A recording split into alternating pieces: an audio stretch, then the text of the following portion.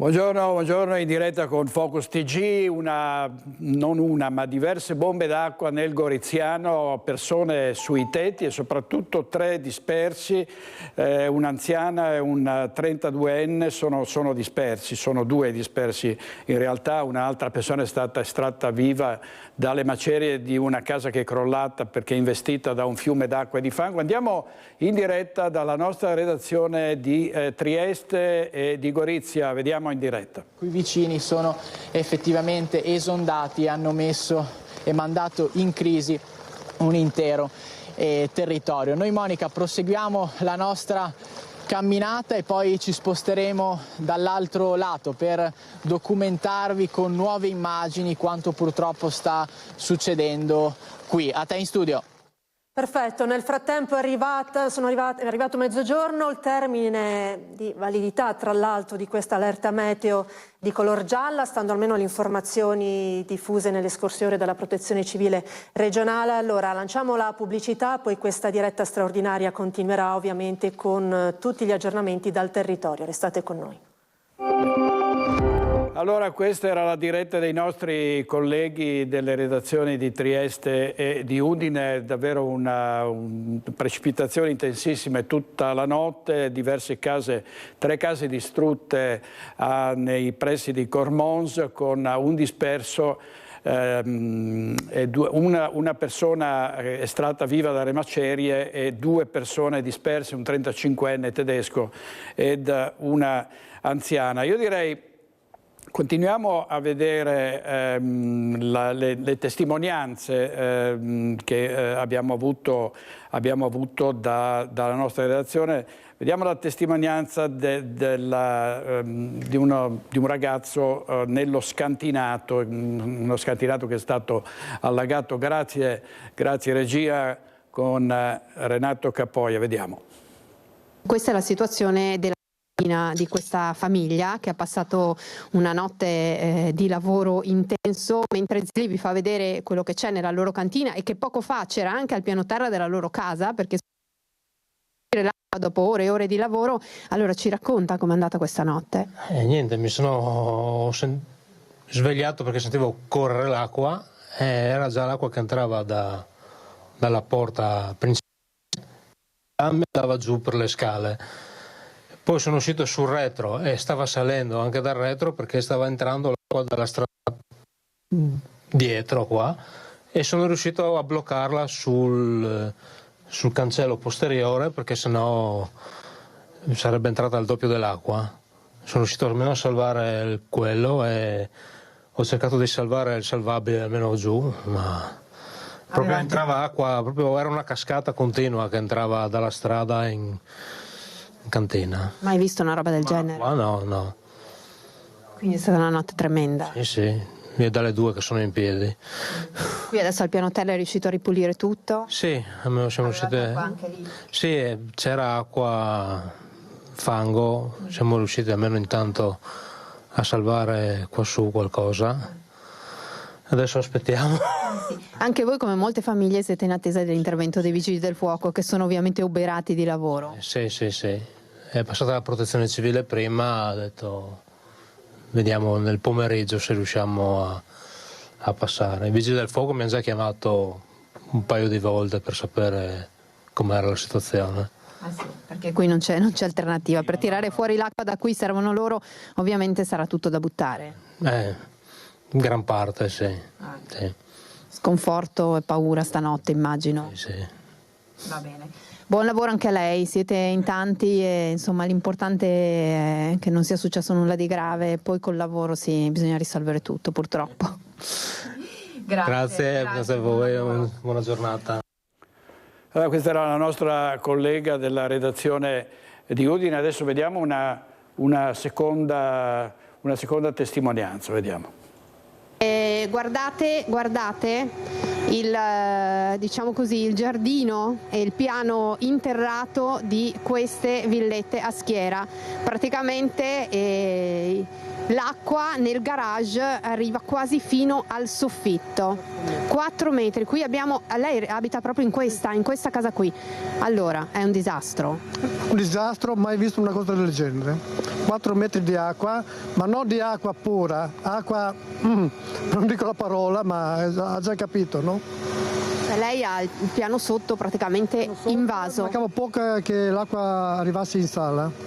Ah, quindi stava salendo anche sopra? Infatti mancava un scalino per entrare in casa. Era 4 metri di acqua. Questo è successo sempre stanotte, come tutti ci hanno detto, si sono accorti intorno alle 3 più o meno. Lei a che ora si è accorto? 2:10 è iniziato a avere 10 cm di acqua in cantina.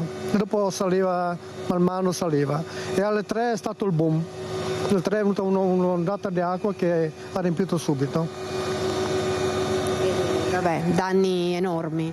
Esatto, devo buttare via tutto. Tra l'altro vedo tante persone in casa, siete praticamente bloccati in casa, cioè siete circondati dall'acqua. Siamo bloccati in casa, siamo usciti un'ora fa per dietro. Davanti non si può uscire, come vedete non si può uscire. Certo, è 4 metri d'acqua, quindi un'ora fa siete usciti dopo essere stati praticamente prigionieri in casa vostra, perché c'era acqua ovunque. Si guardava l'acqua che saliva, quello è il problema. Non si sapeva cosa fare, dopo aver chiamato tutti comunque. Quanta paura ha avuto? Niente, perché è già la seconda volta che mi succede. Ok, La quindi prima volta era di meno, adesso è una cosa esagerata. è successo tanto tempo fa? Nel 95. Insomma, un bel po' di tempo fa. Sì, comunque... Se la ricorda bene. Me la ricordo bene, sì, altro che. Ora stanno provando a liberare dall'acqua, ma ci dicono che è difficile, no? Perché non si sa dove... Stiamo aspettando con una pompa, vediamo se arrivano da Reggio Emilia. Da Reggio Emilia? Sono partiti e dentro 3 ore sono qua. Allora, questa era la collega Giorgia Bortolossi della nostra redazione di Udine. Torniamo in diretta con un'edizione straordinaria. Vediamo. Del tetto, insomma, che sono franate sopra i calcinacci, e chiaramente parliamo di uno stabile, come ho detto prima, di una certa età, che è sorto intorno a finire dell'Ottocento, primi del Novecento del secolo scorso. Al momento questa è la situazione, come vi sta documentando Enzo Iannacone. La pioggia va a tratti, intermittente, moderata, a volte in maniera molto forte. Quello che conta, hai detto prima, della pubblicità, che in teoria l'allerta meteo è cessata per quanto riguarda la previsione dell'Osmer e della protezione civile, però dai dati che mi stanno arrivando anche attraverso altri rilevatori è prevista una tregua del maltempo fino al primo pomeriggio, però già da stasera insomma prevedono un ulteriore aumento della intensificazione sempre per quanto riguarda quest'area del Friuli Venezia Giulia, con ulteriori rovesci in arrivo dal tardo pomeriggio. Allora, questo era in diretta il nostro inviato Omar Costantini. Nel Goriziano avete visto delle case che sono state completamente allagate, alcune proprio devastate dall'acqua e dal fango, 2 dispersi e una persona tratta in salvo, proprio estratta dalle macerie. Adesso torniamo in Veneto, andiamo da Vanessa Banzatto a Bassano del Grappa con Edoardo Paris per la parte tecnica, perché un altro incidente mortale nella notte, un uomo si è schiantato contro una recinzione ed è morto. A te, Vanessa. Buongiorno a te direttore, a tutte le persone che ci stanno seguendo.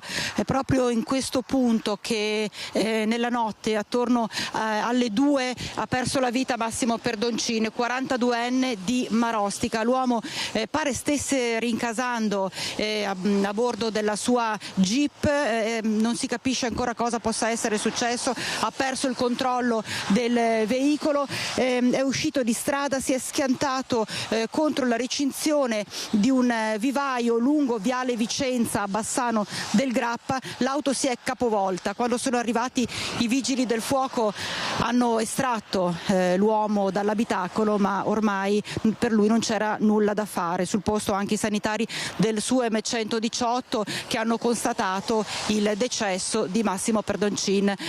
Questo uomo, che tra l'altro a Marostica era conosciutissimo, lavorava come macellaio assieme ai Fontana Brothers, che è una arcinota macelleria della zona, ma soprattutto Amarostica era attivo tra gli sbandieratori, era un personaggio conosciuto, ripeto, da tutti, ben voluto da tutti. Adesso i carabinieri che sono intervenuti per svolgere i rilievi e capire la dinamica, ricostruire la dinamica di questo drammatico ennesimo purtroppo incidente stradale con esito mortale, cosa possa essere successo. Non stanno escludendo nessuna ipotesi, tra queste c'è il malore, perché appunto da capire, insomma, quest'uomo ha perso il controllo dell'auto, quindi potrebbe esserci o un colpo di sonno o il malore o un malore all'origine di questo dramma, l'ennesimo dramma sulle nostre strade, tra l'altro proprio a ridosso della giornata in cui si ricordavano le vittime della strada, un numero sempre crescente che vede anche il Vicentino tra le maglie nere della nostra regione. Purtroppo i numeri sono sempre molto alti e anche dalle forze dell'ordine arriva questo monito a rispettare il codice della strada, a mettersi sulle strade soltanto con la massima sicurezza. Per il momento, direttore, da Bassano del Grappa è tutto, ti ricedo la linea. Grazie, rivediamo la linea e torniamo in Friuli Venezia Giulia perché ci sono altre testimonianze ed è stata una notte drammatica. Sentiamo in diretta. Rendermi conto ulteriori esigenze. Quindi non c'è un numero totale di evacuati per il momento? In questo momento, ripeto, non ho con contezza. Mi hanno detto dal dato dei carabinieri che ci sono circa 300 persone evacuate, però ora se è il tempo di capire e darò tutte le notizie ulteriori che seguiamo volta per volta. Scusi, 300 solo su Romanzo o in totale? Credo di sì, solo su Romanzo. Quante persone delle forze dell'ordine stanno operando qui a Bracciano? Guardi, sono tutti presenti, quindi dai carabinieri ai vigili del fuoco, ovviamente all'esercito, la Polizia di Stato, sono tutti allertati, tutti sul posto, quindi noi stiamo seguendo dalla prefettura col CCS attivo in pianta stabile e quindi seguiamo con attenzione l'evoluzione, quindi ci seguiamo e vi daremo notizie appena possibile. Vi siete confrontati con l'assessore Riccardi della Protezione Civile? Con la Protezione Civile regionale siamo in collegamento perché fa parte componente del CCS, quindi in videocollegamento ci stiamo seguendo passo passo tutti gli interventi. No, l'assessore ha sentito, ma oggi sono venuta qui proprio per avere una maggiore informazione. Grazie. Allora sentiamo un'altra testimonianza raccolta da Omar Costantini. Sentiamo. Sì. Quella era da solo, mentre nella prima era mia zia, che purtroppo, e poi l'altra il tedesco. Lei nel momento in cui è successo quello che è successo, dove si trovava? No, guardi, io onestamente ho fatto tutta la notte in bianco, su e giù a controllare i livelli dell'acqua e alle 4 ho deciso di andare a letto e alle 5 è successo. Ha visto arrivare proprio la frana? No, vedevo già il fango, alle 5 vedevo il fango e ho detto qua qualcosa è la collina e basta. E ha visto arrivare tutto ed è scappato? Beh, non siamo scappato perché io abito lì a 50 metri, però c'era il ragazzo che penso che o si è buttato fuori dalla finestra perché stava urlando sul marciapiede che non c'era quasi nessuno, il bacino, penso che era un operaio dell'azienda Manferrari vicino, altro non lo so. Come si vede adesso? Là. Niente, raso al suolo.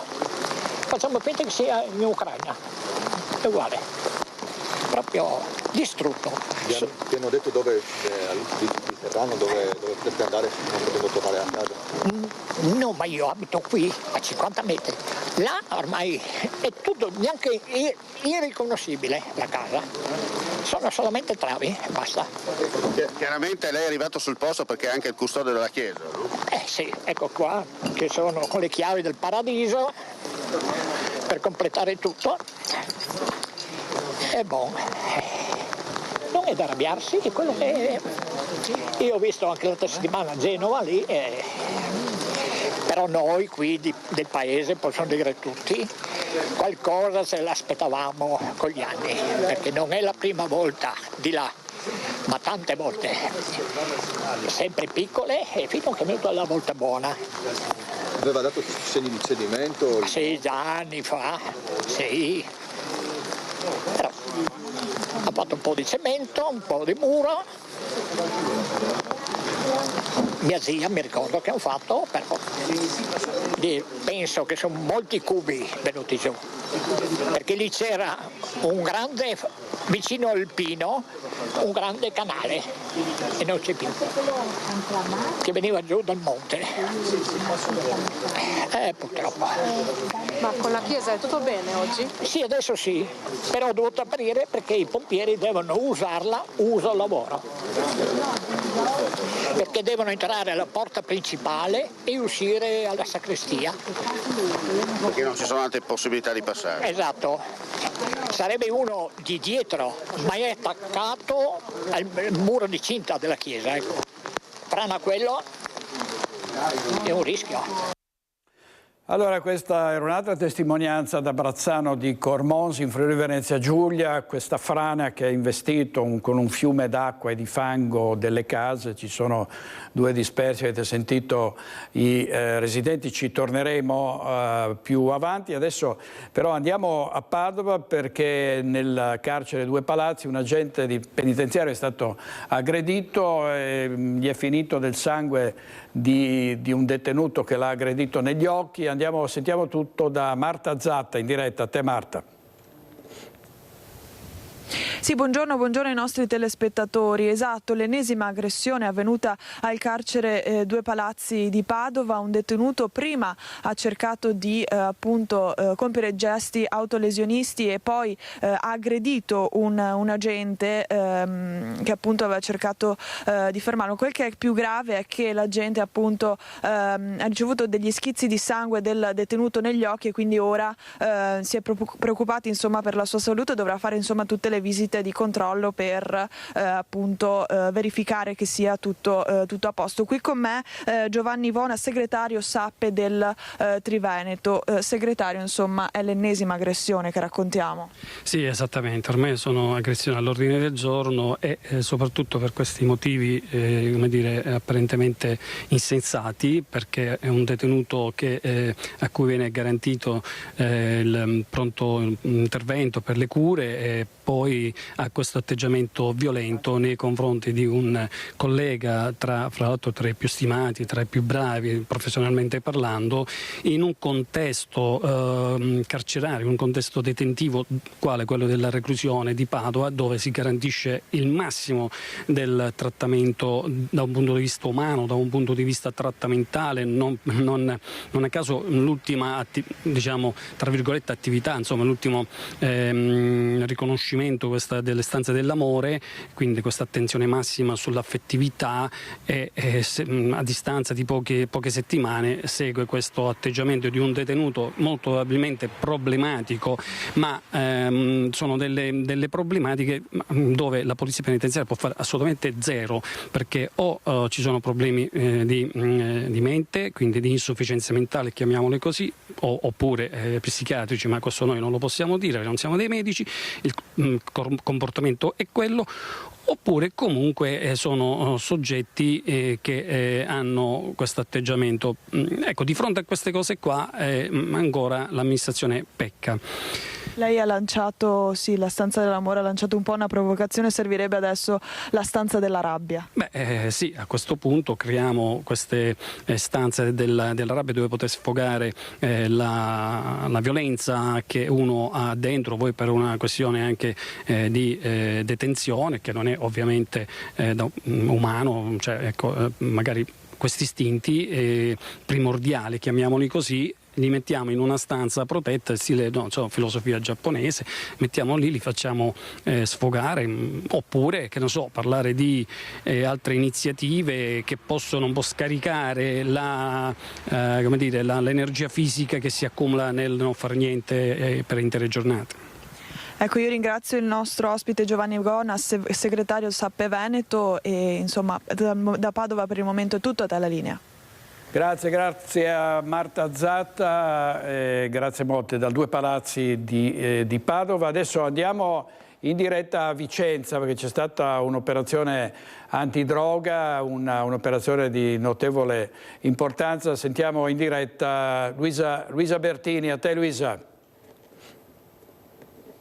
Sì, buongiorno direttore, buongiorno ai nostri telespettatori. Siamo in compagnia con il comandante della Polizia Locale Massimo Parolin e gli agenti che hanno partecipato a questa importante operazione antidroga, anche rocambolesca in alcuni tratti, perché appunto il pusher che poi è stato arrestato si è gettato nel fiume. Che cosa è successo? Il punto della situazione.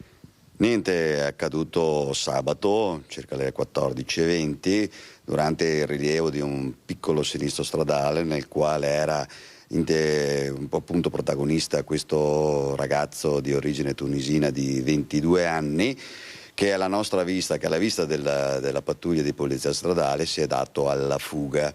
È stato inseguito dai nostri uomini. È entrato in via Alfieri, al parco dei Padre Uccelli, vicino a Viale d'Alviano, ha lanciato una borsetta che conteneva poi sostanza stupefacente, nella fattispecie cocaina, e per darsi la fuga si è gettato letteralmente all'interno delle acque del Bacchiglione. I nostri operatori lo hanno seguito lungo le ripe, e quindi al fine proprio di bloccarlo e anche di trarlo in salvo evidentemente. Lo hanno sollevato e hanno recuperato anche la sostanza stupefacente che praticamente era circa un etto di cocaina pura, e per un 350 dosi e per una somma per un valore di circa 18.000 euro.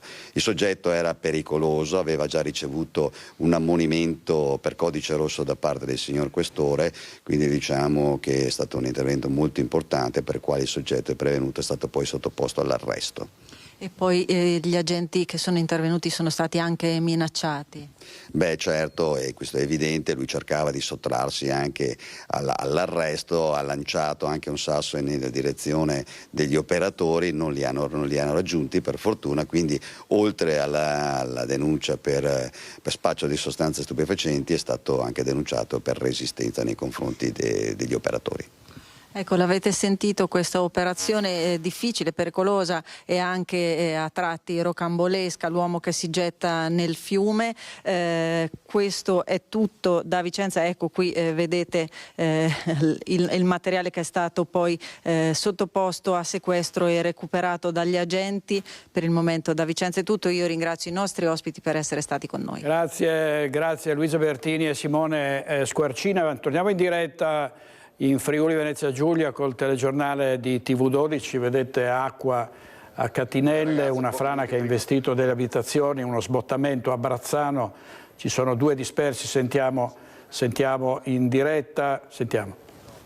Intervenuto per dare una mano in soccorso di una persona, però nel gesto tentativo eroico, e va apprezzato, sangue freddo si è buttato dentro, però ai noi in quel momento la frana lo ha travolto e lo ha sepolto insieme alla persona anziana. Si sta cercando insomma di riuscire a portare entrambi in vita. Al momento dobbiamo parlare sempre di dispersi. Per il momento anche dalla stampa, te la linea. Dalla proprietaria di casa risulterebbe dunque l'83enne Guerrina Scocai, il 32enne il suo nome appunto, questo 32enne originario della Baviera, come scrive il Messaggero Veneto, il nome è Quirino Kunert. È corretto? Sì, confermo, sono loro due. Perfetto, grazie Omar, richiedici ovviamente la linea quando vuoi e intanto noi andiamo... Allora, qui eravamo in diretta sempre da Brazzano di Cormonza per i 2 dispersi dopo 2 case distrutte da una frana. Si sta cercando attivamente queste 2 persone, un'anziana e un 35enne. Adesso vediamo le speranze che si accendono nuovamente per Alberto Trentini, prigioniero in Venezuela da un anno, perché è stato liberato un ostaggio, un detenuto francese, per cui si sono riaccese, c'è attesa per una possibile liberazione di Trentini. Andiamo in diretta a Venezia da Anna Maria Parisi. A te Anna Maria. Sì, ciao direttore, buongiorno.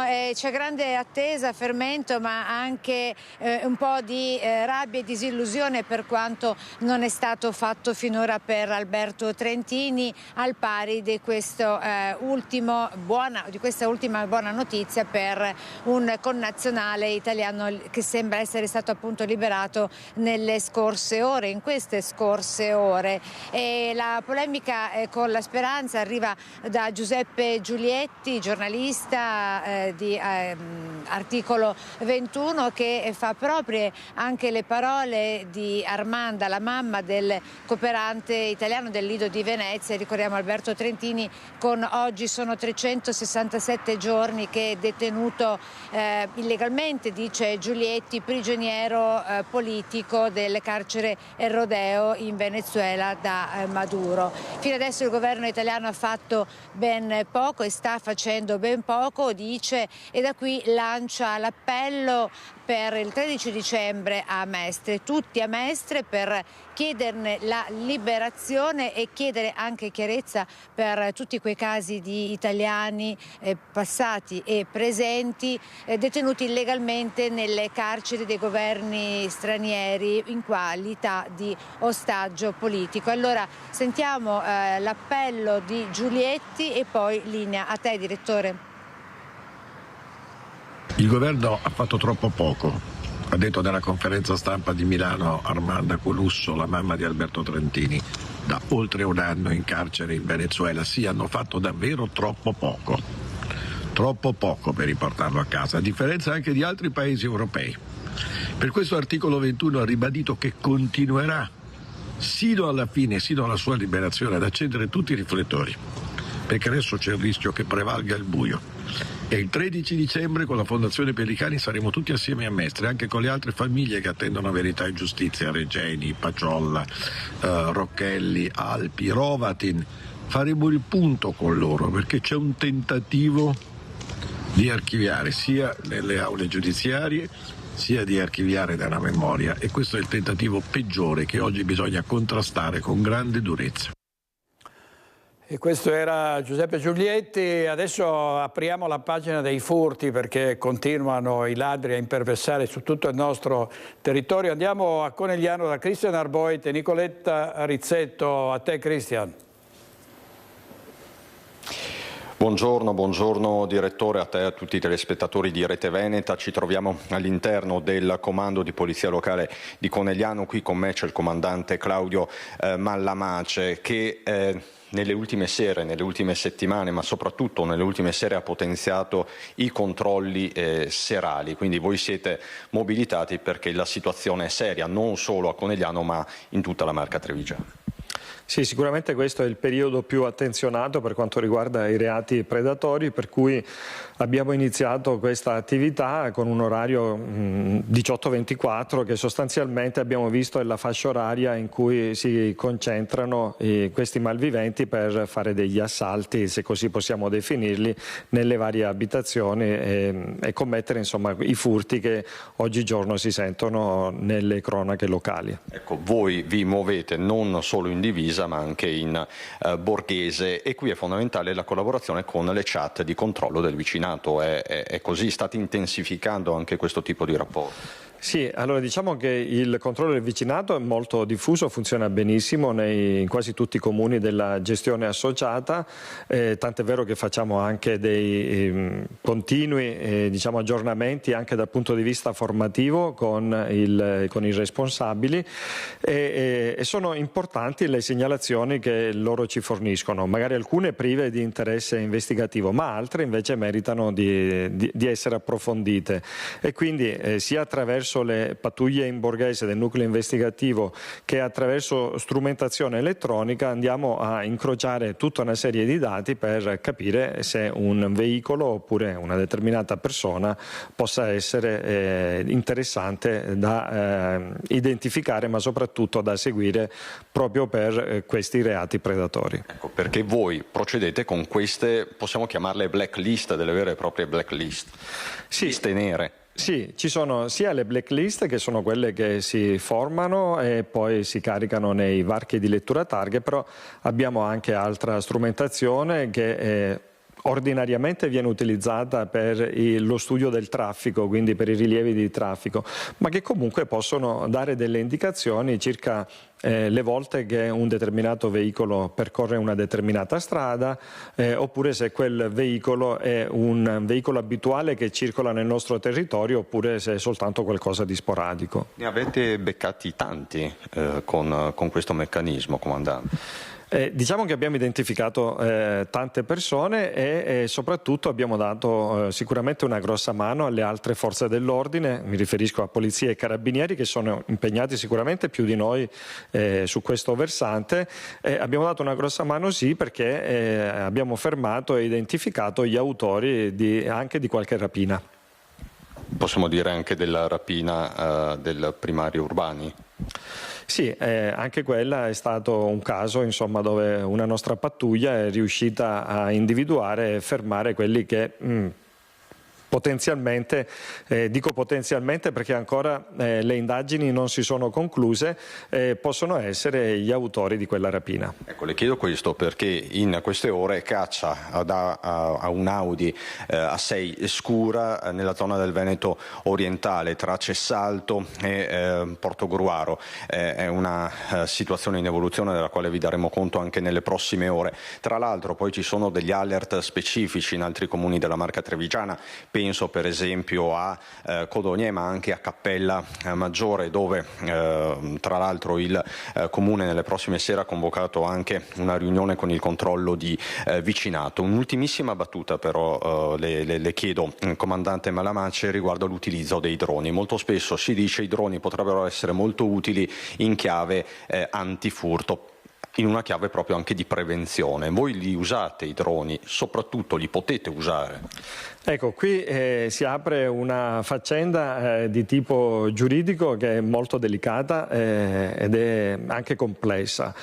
Cerco di sintetizzare il più possibile perché è veramente complessa la situazione. Allora, noi non possiamo utilizzare come corpi di polizia locale i droni per il controllo del territorio. Potrebbero utilizzarli polizia e carabinieri a determinate condizioni, però non hanno le strutture per poter fare un controllo di pattugliamento ordinario attraverso i droni. Noi possiamo utilizzare i droni per altro e solo incidentalmente magari possono tornare utili nell'ambito di un'indagine. Quindi ci deve essere un'indagine per utilizzare i droni, quindi nel vostro caso non potete farlo per questioni di privacy? Esatto, in Italia a differenza di altri paesi esiste un'autorità che è l'autorità garante della privacy che proprio per tutelare la privacy dei cittadini pone determinati paletti e in questi paletti rientriamo anche noi, quindi non è un caso che parecchi colleghi di forze dell'ordine di altre città siano stati multati anche pesantemente dal garante della privacy. Quindi la normativa sulla privacy è molto stretta e quindi ci dobbiamo muovere sicuramente in un percorso che è molto spinoso. E questo è un problema. Grazie davvero comandante Malamace, per il momento è tutto da Conegliano. Direttore con Nicoletta Rizzetto, ti restituisco la linea. Grazie molte a Cristian Arboit. Andremo avanti con i furti perché ce ne sono stati tanti, vedremo anche le dichiarazioni di una donna disperata per aver visto la sua casa svaligiata, ma dobbiamo andare a Belluno, da Tiziana Bolognani, perché c'è la rete Città Madri che sosterrà il Made in Italy. Andiamo a Belluno. Sì, direttore, buongiorno. In realtà siamo a Calalzo di Cadore, nella sala consiliare dove si è conclusa da poco la presentazione del disegno di legge del senatore Luca De Carlo che intende valorizzare e creare una rete tra le città madri del Made in Italy. Che cosa significa? Le città in cui si ha notizia, perlomeno prima del 1920, dell'utilizzo del marchio Made in Italy, così come è accaduto e si è scoperto da pochissimo a Calalzo di Cadore per un'occhialeria. È vero, De Carlo? Sì, una scoperta straordinaria per noi, per me soprattutto, che sono fieramente stato il sindaco con orgoglio di questo paese, ma che già dal 1897 c'erano prodotti appunto occhiali in questo territorio che si fregiavano del marchio Made in Italy. Prima ancora che fosse un obbligo di legge, per esempio per esportare negli Stati Uniti, qui si era capita l'importanza di avere, di brandizzarli Made in Italy. Oggi quel brand è il terzo brand più riconosciuto al mondo e quindi anche qui oltre 100 anni fa, quasi 150, eravamo sostanzialmente all'avanguardia rispetto a un tema che oggi ci vede come italiani orgogliosamente i più copiati e i più apprezzati al mondo. E da qui si parte proprio per creare questa rete di città, perché potrebbero essercene altre, non solo nel Veneto ma in tutta Italia. Questo disegno di legge a costo zero ha però un significato concreto e assoluto.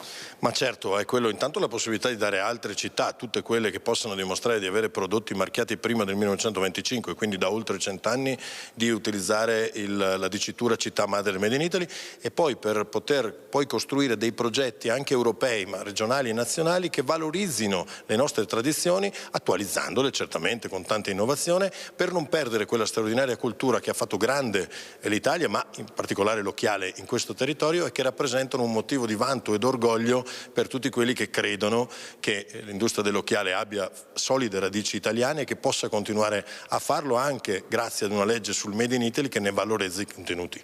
Grazie senatore De Carlo. Per dare a Cesare quel che è di Cesare, diciamo che questa scoperta è opera dello storico d'impresa veneziano Massimo Orlandini e che il disegno di legge sarà incardinato in commissione proprio la prossima settimana. Direttore Da Calalzo, è tutto, ti restituisco la linea. Grazie a Tiziana Bolognani e a Stefano Bozzi per la parte tecnica. Torniamo all'alluvione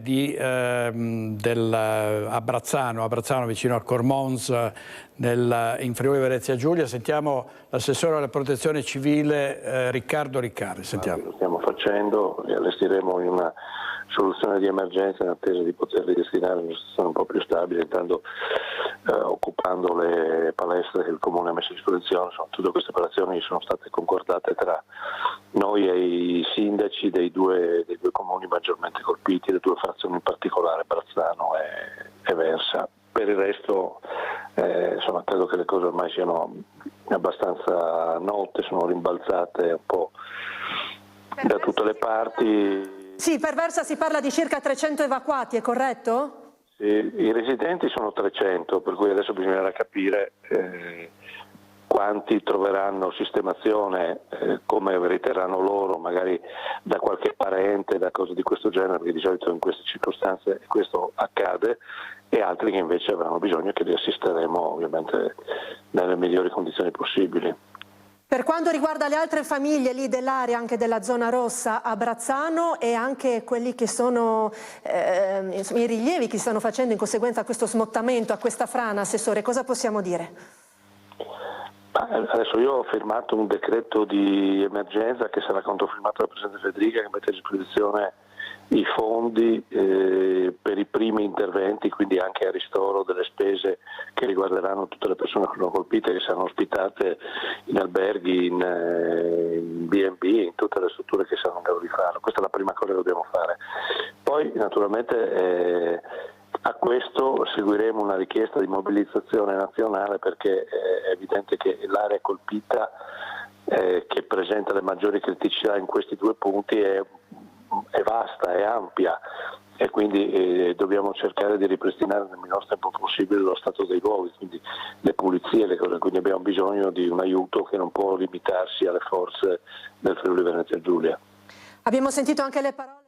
Allora, questa era in diretta il nostro telegiornale a Tele4, la nostra emittente triestina, e ovviamente abbiamo sul posto anche gli inviati, ma adesso torniamo in Veneto e riprendiamo con i furti, perché è un flagello senza precedenti. A Lanzago di Silea addirittura è stato svaligiato un intero condominio. Sentiamo. Lei è rientrata a casa intorno alle 10 e c'era il divano proprio dietro la porta. Ha fatto fatica a tirarlo avanti e ha trovato la camera completamente sottosopra. Gli hanno preso tutti i soldi che aveva, tutti i risparmi, gli hanno preso tutto l'oro. c'era tutto sottosopra. La signora Mary continua a piangere disperata ed affida la figlia al racconto del furto subito nell'appartamento dove abita in via Lombardia a Silea. Qui è l'intero condominio ad essere stato razziato tra le 18, le 20 e 30 di quello che sembrava un normale sabato sera. I ladri sono saliti dalle impalcature appena montate per dei lavori sulla palazzina, hanno scassinato le finestre e svaligiato 3 appartamenti. Il colpo più grosso a casa di Mary Appeletei, originaria del Ghana in Italia da oltre 30 anni, un lavoro alla De Longhi. Aveva portato a casa tutti i risparmi, una vita di sacrifici in vista di un viaggio che avrebbe dovuto fare a dicembre nel paese natale. I suoi risparmi, che erano circa 7.000 euro, che appunto doveva usare per andare a fare una vacanza in Ghana. Doveva tornare a dicembre, ma non se ne fa niente ormai. Abbiamo preso tutto l'oro che aveva, alcuni appunto sempre gioielli portati dal Ghana. Abbiamo preso anche un sacchetto di argento, ma sì, la cosa più grossa appunto sono i risparmi, che alla fine ha risparmiato tanto, ha lavorato tanto per poi farsi portare via in poco tempo. Tanti sacrifici, soprattutto tante rinunce, per niente. La sua vicina, Alika, che abita nell'appartamento sottostante, i ladri li ha visti scappare quando ha aperto la porta per rientrare a casa. E dopo un ladro, non lo so, il cappuccio e via fuori subito. E io ho paura. La signora ha chiamato il figlio di carabinieri, l'appartamento era completamente sottosopra. I ladri hanno rovistato dappertutto, persino nella lavatrice. La signora è ancora scossa, la figlia le fa compagnia. Quando ho saputo di questa cosa sono rimasta veramente scioccata.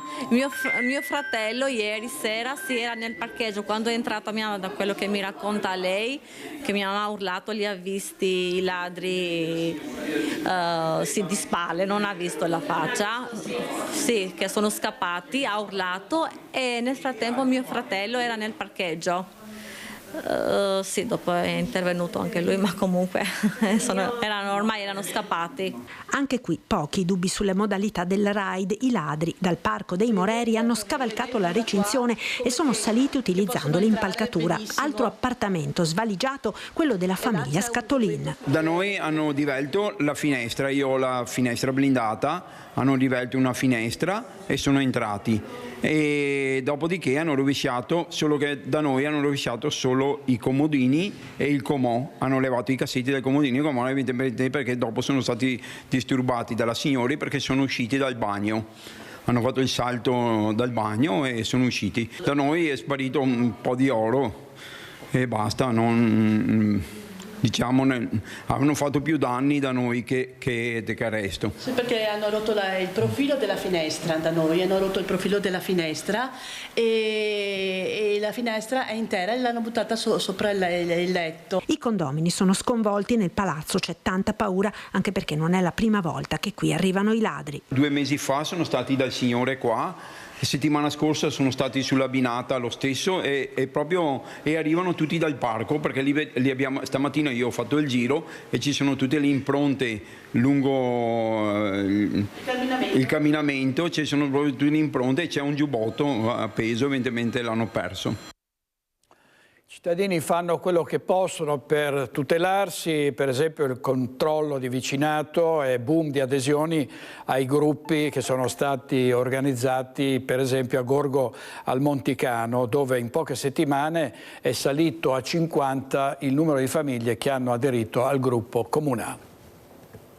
È partito a luglio questo progetto del controllo del vicinato ed è partito un po' lentamente, ma adesso che le giornate si stanno accorciando vedo che c'è un'adesione abbastanza grande. Le giornate si accorciano e nella Marca assediata dai ladri è boom di adesioni ai gruppi di controllo di vicinato. A Gorgo al Monticano sono già più di 50 le famiglie che partecipano al gruppo WhatsApp comunale. Il referente è Daniele Pellicciardi, un incarico non casuale ad una persona che dall'agosto del 2007 ha fatto della sicurezza una ragione di vita dopo la terribile tragedia che ha colpito la sua famiglia quando una banda di 3 criminali uccise i suoi genitori Guido e Lucia 18 anni fa. Il controllo di vicinato fa sì che i cittadini diventino parte attiva per la sicurezza del proprio paese, quartiere o via, segnalando le situazioni sospette, ed i loro occhi diventano come tante telecamere accese ed attente nel cogliere qualcosa che non va. Funziona così: una persona fa richiesta in comune, viene protocollata la richiesta, poi la richiesta viene passata a me che sono referente comunale, tramite dei controlli per vedere chi è la persona che ha fatto domanda ad entrare nel gruppo, viene inserito in questo gruppo WhatsApp. Questo gruppo WhatsApp funziona che quando uno sente qualcosa o vede qualcosa di anomalo segnala questo messaggio. Il messaggio viene visto da me e dal coordinatore. Il coordinatore poi deciderà se è il caso di avvisare i carabinieri o no. Comunque, se succede qualcosa in flagrante bisogna chiamare assolutamente subito i carabinieri, ecco questo. Non è che si sta là a perdere tempo di passare questo e quell'altro. In caso di bisogno chiama subito la persona in cui vede il problema. Invece in altre segnalazioni sarà il coordinatore che deciderà il da farsi. Daniele Pellicciardi, che continua a battersi contro il crimine. Ricordiamo la strage di Gorgo al Monticano. I suoi genitori, che erano a custodi di una villa, furono sequestrati, torturati e uccisi da un gruppo di malviventi. Quindi grazie Pellicciardi per continuare a difendere il territorio e l'incolumità dei cittadini. E anche a San Martino di Lupari si sta cercando di contrastare i furti in abitazione, che stanno creando uno stato di allerta continuo con i cittadini esasperati. Allarme furti in abitazione anche in Alta Padovana, come abbiamo riportato nei nostri TG dei giorni scorsi, ladri scatenati, incuranti della presenza in casa dei proprietari. Da Galliera, Cittadella, San Martino di Lupari, nessun comune si salva. Il sindaco di San Martino di Lupari, Nivo Fior, sta cercando di fare il possibile per contrastare il fenomeno. Come comuni naturalmente noi abbiamo la polizia locale, la loro presenza sul territorio che può individuare anche quelle che sono le strade che sono state battute da questi ladri. Abbiamo aumentato la loro presenza serale perché questi furti sembrerebbero fatti soprattutto nelle ore serali. Loro conoscono bene le nostre strade, il nostro territorio, quindi sono un supporto anche per i cittadini e vorrei dire anche dal punto di vista delle segnalazioni quando loro si devono confrontare con loro. Quindi fate sempre riferimento assolutamente ai carabinieri per le denunce e chiaramente sapete che c'è anche la polizia locale che ha aumentato la presenza nelle ore serali. Fior, come il suo collega di Cittadella Piero Bon, punta molto sulla necessità di pene certe per chi compie reati. Io credo che proprio il fatto che questi malviventi mostrino questa disinvoltura, questo sprezzo anche delle telecamere che li individuano, deve far riflettere molto sul fatto della certezza della pena. Sono reati che sono particolarmente gravi perché non solo incidono sul patrimonio, ma anche proprio nel nostro luogo più caro che è la nostra casa. Vedere violata la nostra casa ci colpisce profondamente e lascia, credo, anche degli strascichi proprio a livello personale, non si è più sicuri, quindi la certezza della pena deve essere una cosa fondamentale. Chi viene preso e quindi grazie all'azione delle nostre forze dell'ordine deve scontare la pena. Torniamo in diretta con l'edizione straordinaria di Tele4, la nostra emittente triestina, per l'alluvione di Gorizia. Sentiamo. Ora sono liberi di uscire di casa, cosa che non è stata possibile fino a circa mezz'ora fa. Il signore che abbiamo sentito prima in diretta, che è l'abitante del primo appartamento, ci diceva che è stato lui alle 2 di notte ad avvertire tutti: togliete le macchine dai garage perché se no non le togliete più, e quindi almeno questo danno è stato evitato, cioè le macchine alle 2 di notte sono state spostate tutte dai garage e messe in salvo. Tutto il resto, come potete vedere e capire, in salvo non è, tutt'altro. Ecco qui la situazione, eccolo il signore che prima abbiamo sentito in diretta, è proprio sua l'abitazione che ora viene svuotata con, diciamo, ripetiamo, un dispiegamento di forze veramente importante, anche perché a pochi passi da qui c'è un'altra abitazione simile, un'altra palazzina simile, in cui le persone sono ancora intrappolate in casa e non è raggiungibile nemmeno in macchina, quindi sono completamente ancora isolate, quindi bisogna in qualche modo porre soluzione a tutte queste situazioni allarmanti. Andiamo a vedere se qualcuno Poi ci vuole raccontare qualcosa, mi avvicino a questo signore che guarda sconsolato. Scusi, è casa sua? Aspetta, è casa sua?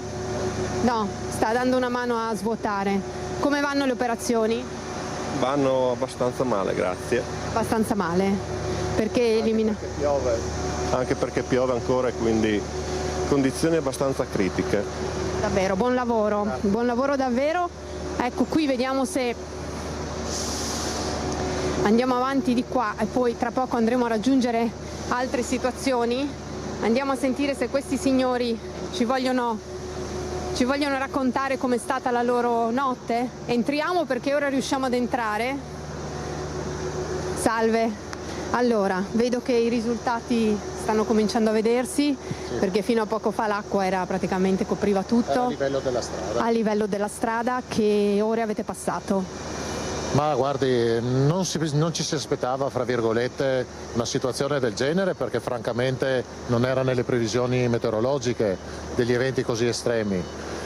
È vero anche che adesso siamo in una situazione del clima che è pessima. Ringraziamo, fra virgolette, questa protezione civile, che sono stati celeri e bravi, perché diciamo che il primo intervento è stato dei sacchi e quant'altro, è stato molto veloce. Il problema oggettivo è che non è facile muovere una macchina del genere. Purtroppo anche i vigili del fuoco, secondo me, dovrebbero essere più dotati anche di mezzi un po' più adatti, tipo l'idrovore, tipo cisterne, e secondo me sarebbe stato anche utile l'intervento dell'esercito, che qua a fianco abbiamo una caserma a Palmanova non piccola, e secondo me sarebbe stato utile magari mobilitarlo per altro e magari dedicare le risorse, tra virgolette, civili, fra virgolette, alle abitazioni nostre. Sono state ore veramente pesanti, voi praticamente siete rimasti intrappolati in casa. Sì, il problema, noi fortunatamente abbiamo un'uscita esterna dietro, posteriore, però è anche vero che io con una bambina piccola, eccetera, si era spaventata e vedevi l'acqua salire, il timore reverenziale era più che altro che non andasse a influire nel primo piano della casa, perché oltre il danno e la beffa insomma, mi sarebbe dispiaciuto, insomma, no? Lì sotto è un disastro, ha provato a sbirciare? Fortunatamente sono stato veloce a portare su lavatrice, asciugatrice e quant'altro, e ringrazio la mia forza, fra virgolette, perché non è facile in eventi così. Quindi lei in mezzo alla notte ha portato lavatrice e asciugatrice su per le scale? Sì, fortunatamente, ripeto, ho forza e sono riuscito a farlo, un po' anche dettato anche dalla disperazione del momento, fra virgolette, in senso metaforico, però insomma sono riuscito a salvare queste robe qua, e dopo c'è la roba classica che si mette in garage, ma almeno non avevo la macchina, insomma, e quindi ho salvato. Diciamo che sarà più ricostruire quello che è all'interno del garage. Vi aspettano giornate davvero impegnative? Le è mai successa una roba del genere? No, francamente no.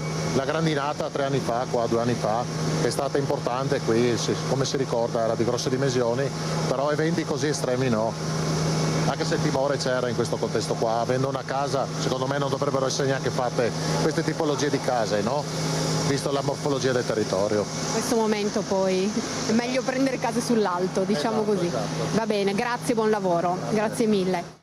Grazie in diretta Giorgia Bortolossi, la nostra inviata della redazione di Udine. Andiamo alla tragedia di Trieste. 1 migliaio di persone hanno partecipato ieri sera alla veglia in memoria del piccolo Giovanni, il bambino di 9 anni ucciso dalla madre nel suo appartamento di Piazza Marconi a Muggia.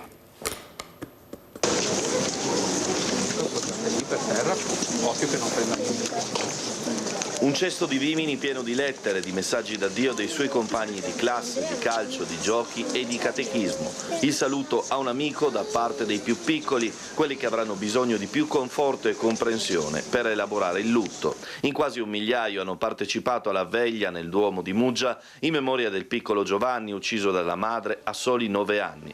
Dopo la celebrazione officiata dal parroco Don Andrea Addestradi alla presenza del vescovo di Trieste Enrico Trevisi e una spola di commozione nelle poche decine di metri che separano il sagrato dal portone di Piazza Marconi 3, diventato un memoriale pieno di fiori, messaggi, giochi e quei lumini accesi ieri sera anche sulle finestre dei muggesani. Anche il papà Paolo Trame, avvolto dall'affetto e dalla commozione, appoggia a terra, attraversando l'abbraccio di bambini e bambine, la piccola candela in ricordo del figlio.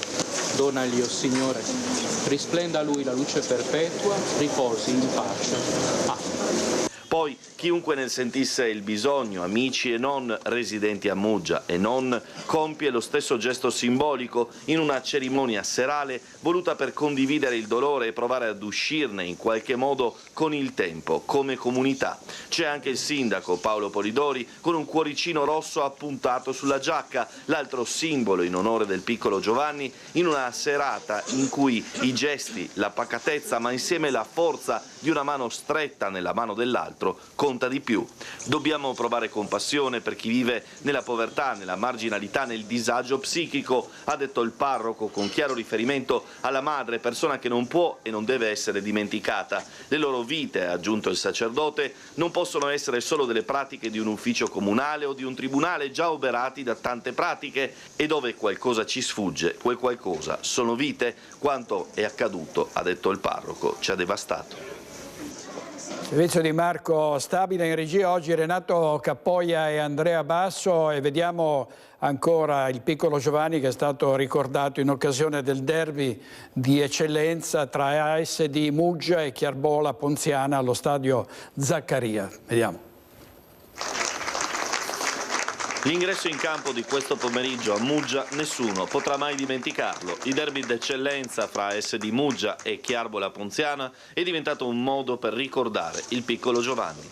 Sul campo, ad accompagnare i seniores, i bambini della categoria Pulcini di entrambe le formazioni, i compagni e gli avversari proprio del bimbo di 9 anni, ucciso dalla madre. Ognuno teneva nella mano un fiore, poi appoggiato davanti al cartellone in memoria, con quella foto, quel viso sorridente del piccolo calciatore con un pallone sotto braccio e la voglia, solo ed esclusivamente, di divertirsi. Poi il canonico minuto di silenzio, ed è proprio in quel momento in cui la parola non argina più il fiume emotivo che la commozione ha preso il sopravvento per qualcosa che nessuno razionalmente riesce a spiegare. Per qualcuno, quella piccola creatura che si divideva fra calcio e vela, nessuno potrà mai dimenticare. Un calcio al pallone come un abbraccio al suo papà e alla sua famiglia allargata, quella di una Muggia listata a lutto come le maglie dei calciatori. Poco prima dell'inizio della partita, sul Zaccaria cala una brezza fresca e alcune gocce di pioggia. Sembra che le lacrime arrivino fin da lassù. E oggi è la giornata mondiale in ricordo delle vittime della strada. FIAB Treviso ha deposto delle biciclette nei luoghi degli ultimi incidenti mortali di ciclisti in memoria delle vittime e come monito affinché queste tragedie non si verifichino più, ma purtroppo è una strage senza fine. Una bici bianca per ricordare Giulia, Mauro, Diego, Dino e con loro tutte le altre persone che hanno perso la vita sulla strada.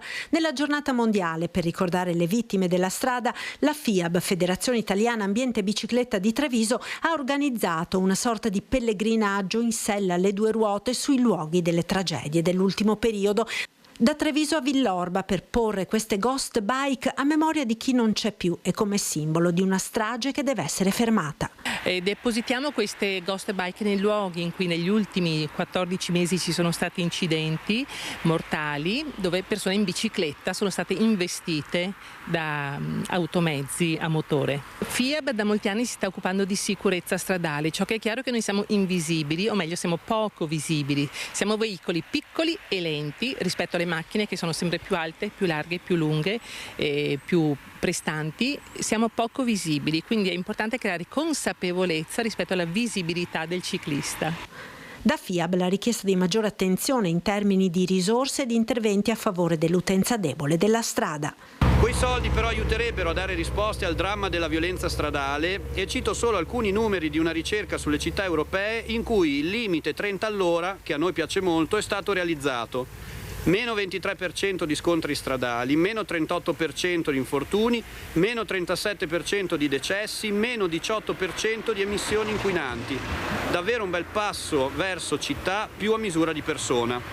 Dopo la fiaccolata a Castelfranco per ricordare le vittime della strada, i dati della provincia di Treviso diffusi alla vigilia della giornata mondiale vedono un calo dei morti in incidenti da 48 a 34 e dei feriti, ma un aumento del numero di persone che hanno perso la vita dopo essere state investite. Distrazione e velocità elevata le principali cause di incidenti, e proprio sulla velocità FIAB chiede interventi a salvaguardia di ciclisti e pedoni. E soprattutto la velocità non può essere moderata semplicemente mettendo un cartello, va moderata con degli accorgimenti fisici e quindi con i cuscinetti berlinesi, i dossi, i restringimenti di carreggiata. In ultima analisi è necessario che le persone che usano la città, che usano le strade, si riprendano lo spazio che è utilizzato in misura esagerata dalle auto. Un base jumper finlandese di 35 anni è dato per disperso sulle Dolomiti in un'area rientrante nel comune di Taibona Gordino, nel Bellunese, dopo che un conoscente ha dato l'allarme in seguito al suo mancato rientro venerdì sera. I soccorritori hanno perlustrato finora senza esito tutti i bivacchi presenti in zona e ora si stanno concentrando sulle aree solitamente frequentate dagli appassionati di lanci con la tuta alare. Le operazioni sono rese complicate dalle precipitazioni anche a carattere nevoso che stanno interessando la zona. Coinvolti nelle ricerche, oltre alle forze del soccorso alpino, anche vigili del fuoco e fiamme gialle. Andiamo in pubblicità e poi parleremo delle prossime elezioni regionali. State con noi.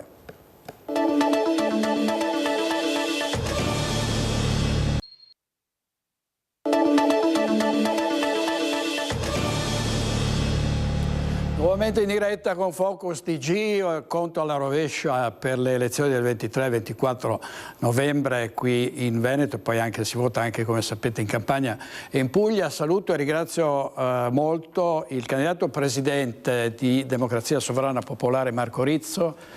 Buongiorno Rizzo, grazie molte per essere qui con noi, e Riccardo Barbisan, candidato alle prossime elezioni per la Lega. Buongiorno a tutti, grazie direttore, grazie dell'invito. Allora Rizzo, le giro una domanda che mi ha fatto un signore in piazza dei Signori questa mattina. Come mai il movimento Democrazia Sovrana Popolare non fa parte, diciamo, del campo largo, no? Cioè ipotizzando che sia un movimento di sinistra o di centrosinistra?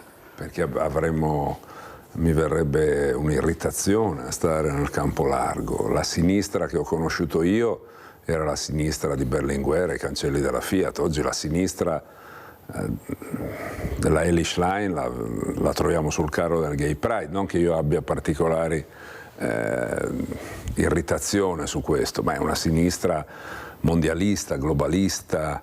È una sinistra amica delle banche, dell'Unione Europea, della NATO, del Fondo Monetario Internazionale. Vede, il segretario del Partito Comunista di Torino, dove io ero iscritto quando ero ragazzo, era Piero Fassino.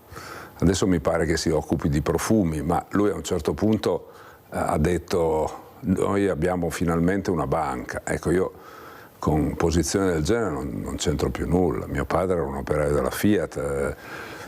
La nostra sinistra era un'altra cosa, poi il mondo è cambiato, oggi la destra e la sinistra, da un punto di vista, lo dico con onestà intellettuale, la destra e la sinistra sui temi cruciali, la guerra e la pace, l'energia, il modello sociale, sono molto simili. E quindi serve un qualcosa di diverso con una società che sta cambiando. Il nostro paese è in declino, eravamo la quarta, quinta potenza del mondo 30 anni fa, oggi siamo all'8º, 9º posto, tra 10 anni saremo al 23esimo, le prime 3 economie saranno India, Cina, Stati Uniti, nei primi 10 ci sarà solo la Germania. Noi presentiamo un progetto politico, qua la mia intrapresa in Veneto, che è un po' il paradigma di quello che sta accadendo nella parte produttiva del paese, dove il ceto medio precipita e le classi lavoratrici sono deboli. Unire queste forze, le forze del lavoro, per dare una prospettiva al paese e impedire questo declino che non sarà più tanto lento. È molto rapido, quindi non più destra-sinistra, poi adesso uno salta, l'altro non salta, il fascismo, sono passati 80 anni, serve una pacificazione nazionale su questi temi. Il giudizio storico sul fascismo è netto, ma basta, nel senso che cosa continuiamo per 300 anni a parlare del fascismo e antifascismo, che poi viene usato solo per temi elettorali, quindi non più destra-sinistra ma sotto contro il sopra, o meglio il popolo contro le elite. Allora, Riccardo Barbisani, abbiamo dato conto delle tensioni tra Lega e Fratelli d'Italia, è arrivata la pace, no? Questo è, diciamo, il titolo che hanno dato oggi i giornali, cioè si è trovata una quadra. Ma si è trovata una quadra come sempre all'interno del centrodestra, ormai da 20 anni è una coalizione che governa sulla base di valori condivisi, dove la Lega, specialmente in Veneto, è al traino di questa coalizione. Anche questa volta con il nostro candidato governatore Alberto Stefani abbiamo dimostrato di essere il partito che meritava la candidatura alla presidenza della regione, sapendone interpretare meglio, diciamo, le ansie, le preoccupazioni, ma anche i desideri, e venendo da 15 anni di buon governo del presidente Zaia. Quindi non mi aspettavo nulla di diverso, e sarà anche quello che, diciamo, avverrà, così avverrà anche nella prossima legislatura regionale, nella quale certo si discuterà, si parlerà, ma alla fine la quadra si troverà, proprio per questa anche capacità di sintesi, di negoziazione che è in capo ad Alberto Stefani, una persona che ha dimostrato già all'interno del partito di essere un grande mediatore, una persona che poi porta a termine i risultati, porta ad accentrare gli obiettivi, ed è capace di ricomprendere tutte le anime, prima del partito, poi oggi della coalizione, ma soprattutto saprà interpretare quello che i veneti chiedono. Mi pare che la sua campagna elettorale lo stia dimostrando. Qual è, Rizzo, l'identikit del vostro elettore? Diciamo, chi è che dovrebbe votare Democrazia Sovrana Popolare? Io ho un desiderio, vorrei essere il primo partito tra quelli che recepiscono il non voto, perché obiettivamente tanta gente è stanca di promesse della politica che poi non si sostanziano. Se guardiamo le grandi cose ricorderemo il Movimento 5 Stelle, ha detto delle cose anche giuste e poi ne ha fatte altre completamente sbagliate, o perlomeno diverse, totalmente diverse da quelle che erano state, diciamo così, le premesse in campagna elettorale, nelle campagne elettorali. Ma potremmo ricordare il Premier Meloni che racconta delle accise, le accise al distributore della benzina, la ricordo, no? Che faceva quel filmato molto carino, ma che poi non ha avuto connessione con la realtà. Se pensiamo al blocco navale per gli immigrati, oggi il governo nazionale fa un decreto flussi per 500.000 di immigrati regolari nei prossimi 3 anni. Io credo che non ne debba più entrare uno, ma non perché per qualche motivo ideologico o di altro tipo, ma perché il nostro paese non può non può reggere lo stato sociale, le pensioni, la sanità pubblica, la scuola pubblica, i trasporti pubblici. Quindi per questo motivo, non che la sinistra sia diversa, Landini aveva proposto un referendum, se avesse avuto il quorum avrebbero avuto la cittadinanza istantanea, perché la voleva diminuire da 10 a 5 anni per il tempo di residenza del nostro paese, 2,5 milioni di immigrati. L'Africa va data agli africani, l'Occidente ha avuto politiche imperialiste, neocolonialiste nei confronti dei paesi dell'Africa. Bisogna cessare quelle politiche lì, quelle politiche di rapina, e gli africani devono restare in Africa, altrimenti non funziona più il mondo.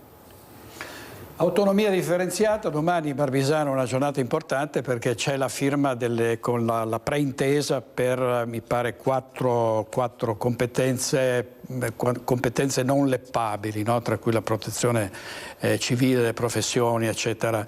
Quindi ci sarà una cerimonia a Roma, presenti Zaia e altri presidenti di regione che hanno chiesto l'autonomia. È un primo passo verso poi un'autonomia più compiuta. È un primo passo a dimostrazione che la Lega cerca di fare, vuole fare quello per cui è nata da tanti anni, cioè portare i centri decisionali, i livelli amministrativi e politici più vicini al popolo, più vicini alle persone, e quindi noi andremo a fare questo contratto tra il governo regionale e il governo statale per la devoluzione di alcune competenze competenze, appunto la protezione civile, la previdenza complementare e l'organizzazione della giustizia di pace, e che poi andranno alle Camere. È il primo tassello di quella legge fatta dal ministro Calderoli che prevede la possibilità di devolvere anche altre competenze, rispetto alla quale la Corte Costituzionale ha avuto tutte le sue osservazioni, ma noi pervicacemente continuiamo a fare almeno tutto quello che si può fare, e io invito tutti i cittadini che sono andati a votare il 22 ottobre del 2017, hanno votato sì per l'autonomia, a votare la Lega a queste elezioni regionali per confermare quel sì di 7 anni fa, perché abbiamo dato dimostrazione che poi abbiamo dato seguito con la legge votata nei 2 rami del Parlamento, e domani daremo dimostrazione del fatto che tutto ciò che è possibile fare nell'alveo costituzionale lo stiamo facendo. Chiediamo ai veneti sostegno per continuare a fare di più. Ecco, Marco Rizzo ha detto recentemente il Veneto non dovrebbe essere autonomo ma sovrano, no? Cosa intendeva? Ma noi intendiamo dire che il paese è sovrano, l'Italia non è sovrana, perché tutti i passaggi che muovono la politica economica e sociale devono passare da Strasburgo, da Bruxelles, dal Fondo Monetario Internazionale, dalla Banca Centrale Europea, quindi anche il Veneto diventa difficile che goda di una titolarità in un paese che è senza sovranità. Detto questo, io non sono proprio d'accordo nel prendere, come dire, non dico in giro, ma l'autonomia, il referendum è del 2017, sono passati 8 anni. La Lega ha governato la regione da sempre, negli ultimi anni. Il governo centrale è quello lì, è dello stesso colore. Quindi, come dire, non che la sinistra abbia fatto cose diverse, intendiamoci, l'autonomia sta alla Lega, al centrodestra, come il referendum sulla pubblicizzazione delle acque è stato tradito dalla sinistra, tutti i comuni di sinistra sono stati quelli che pervicacemente hanno disatteso il risultato elettorale del referendum sulla pubblicizzazione delle acque, insomma. Quindi noi proponiamo una cosa più semplice, diciamo, se c'è la sovranità dell'Italia ci può essere anche uno statuto speciale per il Veneto, però il tema è proprio questo, la gente non vota perché si dicono delle cose e poi se ne fanno delle altre. Qua in campagna elettorale, prima che iniziassero le liste anche, poi c'è un problema anche di igiene della politica, mi hanno elencato una quindicina di consiglieri importanti, di candidati ai consigli importanti che avevano fatto la sera prima della presentazione delle liste, non sapevano ancora in che partito andavano. Ragazzi, cioè, diventa davvero, cioè, è brutto proprio per la politica. Addirittura gente che ha fatto i manifesti senza mettere il simbolo perché non sapevano dove finivano. Non può essere un sorteggio, non può essere una scelta di una porta girevole dell'ultimo minuto, altrimenti le persone non votano più. Tra un po', se diminuiscono così tanto i votanti, non succede niente, i partiti sono contenti, perché alla fine vanno solo più a votare quelli che verranno assunti o quelli che riceveranno un favore, ma è la morte della politica. E quindi noi dobbiamo invertire questa tendenza. La nostra presenza, il nostro messaggio è una proposta politica, un progetto politico per tutto il Veneto, cioè per tutti i partiti, cioè rinnovate anche dall'interno le modalità della politica, altrimenti cioè, l'economia e la finanza governeranno sempre. Quando mi raccontava Nerio Nesi, che è stato presidente della Banca Nazionale del Lavoro, adesso non c'è più, mi diceva quando Agnelli andava a trovare Craxi lo faceva apposta, gli faceva fare mezz'ora di anticamera. Adesso è il contrario, se voi guardate la fisionomica anche dei nostri ministri, quando arrivano questi magnati, sono lì con la schiena, no, sono quasi, Marco Rizzo starebbe con la schiena diritta. Allora Barbisa, di nuovo su questo, se vuole, ancora sull'autonomia, poi l'astensionismo, il rischio astensione, e poi vorrei chiedere a entrambi due tasti dolenti che sono la sanità e la sicurezza, no? Perché di questo parliamo ogni giorno. Sì, sul tema del sovranismo devo dire che la Lega è, diciamo, un partito che su questo ha dimostrato sicuramente la schiena dritta. Noi, a differenza di tanti altri, siamo all'opposizione della Commissione von der Leyen, che sicuramente sul tema della sovranità degli Stati è in antitesi rispetto alle posizioni nostre, e diamo appunto questa possibilità ai veneti di accogliere un programma elettorale elettorale che ci vede autonomisti in Veneto perché sovranisti in Europa, per quello che diceva prima Marco Rizzo, se mi consente di convenire con lui su questo. Quindi siamo all'opposizione di questa Commissione europea che vorrebbe centralizzare tutto, che vorrebbe nei regolamenti comunitari insegnarci anche a come vivere in casa, proprio perché siamo autonomisti in Veneto e non vi è assolutamente nessuna, diciamo, discrasia tra queste due visioni. Mi pare che la Lega lo porti avanti con coerenza questa cosa. Non è semplice stare all'opposizione in Europa, sarebbe molto più facile adagiarsi su posizioni che potrebbero convenire maggiormente anche dal punto di vista della spartizione del potere. La Lega ha questa posizione, ha formato un gruppo di sovranisti a livello europeo che racchiude molti partiti che sono i primi partiti in stati molto importanti che potrebbero anche governare o in alcuni casi già governano. Siamo sovranisti in Europa perché siamo autonomisti in Veneto. Sulla sanità e la sicurezza?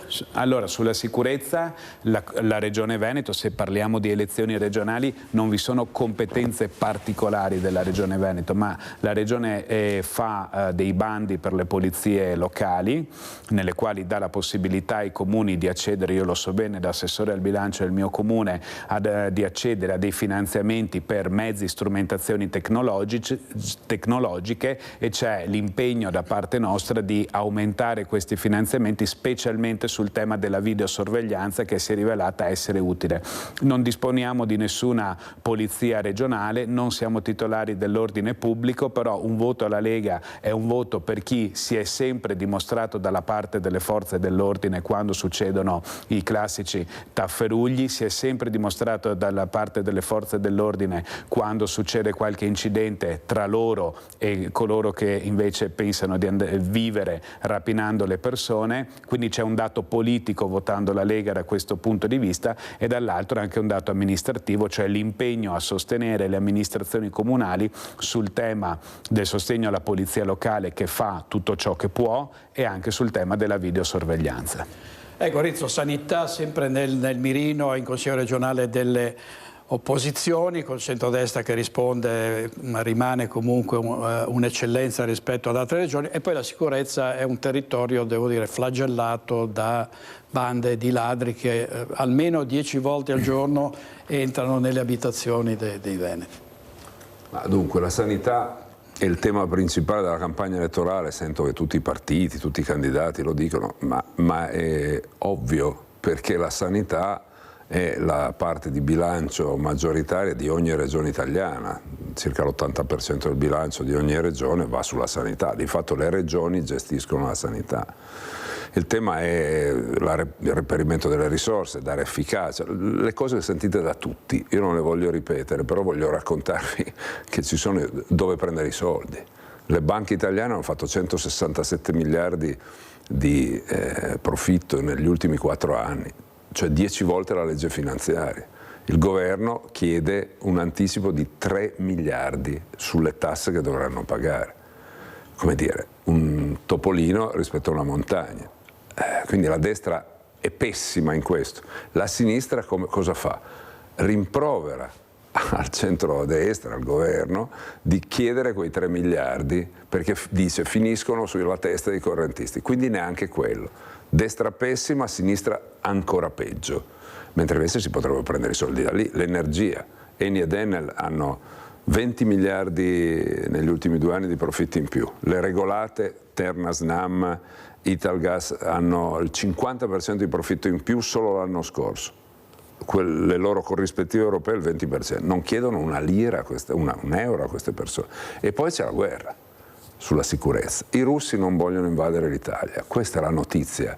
Tutto quello che si racconta è una balla. Sulla guerra la Lega dice delle cose giuste, poi però il 22 gennaio di quest'anno, Trump già insediato, il 28 gennaio di quest'anno, Camera e Senato sono state votate l'11° pacchetto di armi all'Ucraina.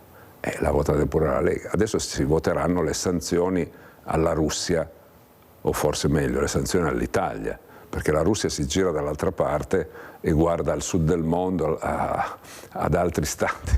Invece noi ci rimette il turismo nel Veneto, ci rimette la piccola e media impresa. Noi siamo un paese di manifattura e quindi abbiamo un problema dell'energia che costa cara, e poi abbiamo un altro problema, che se ci sono le sanzioni non lavoriamo più con quella parte del mondo con cui lavoravamo. La Lega, Vannacci, Salvini saranno d'accordo sulle sanzioni alla Russia per l'ennesima volta? Perché poi questa è la sostanza. E se il tema della pace e della guerra è cruciale, io capisco che ci debba essere, il mio interlocutore è un politico di livello, capisco che c'è l'elemento del compromesso, ma se il tema è cruciale, come la guerra e la pace, l'economia, lo sviluppo del paese, l'impostazione generale, a un certo punto si dice di no, perché se no uno dice: sa, io sono per la pace, però ho appena votato le armi all'Ucraina. Tra l'altro anche tutta questa vicenda dei soldi che diamo all'Ucraina, abbiamo dato 2,5 miliardi, sono andati ai cessi d'oro dei corrotti.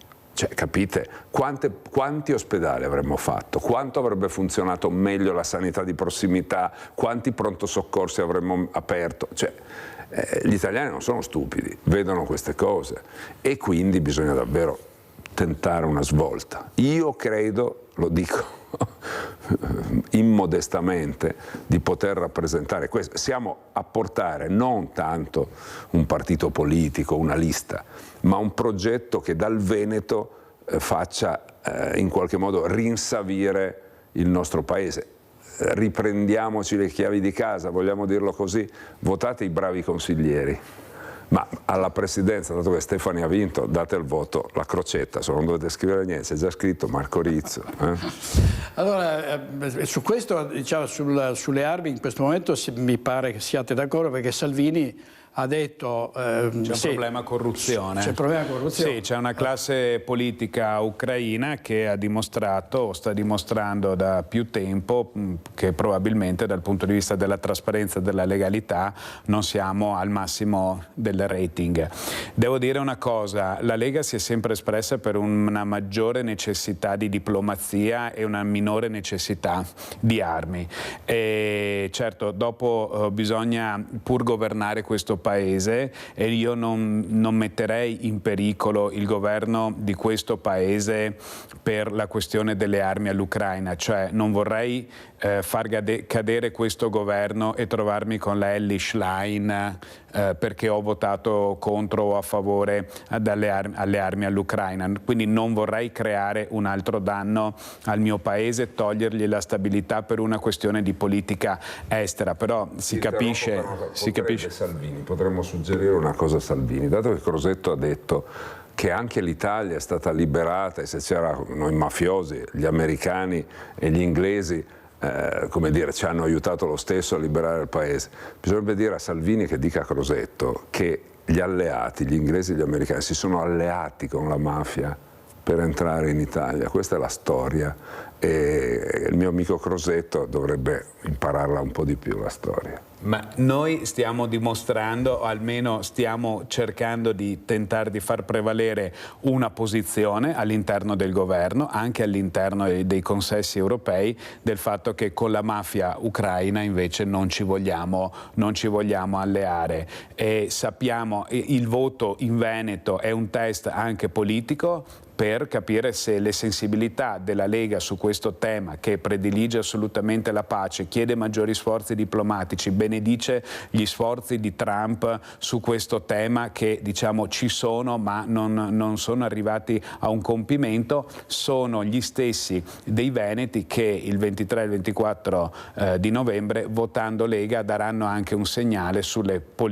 questioni di politica estera. Grazie molte Riccardo Barbisan, candidato alle prossime elezioni regionali con la Lega, e grazie a Marco Rizzo, candidato presidente con DSP, Democrazia Sovrana Popolare. Grazie molte, adesso dobbiamo andare in pubblicità e poi chiudiamo il TG.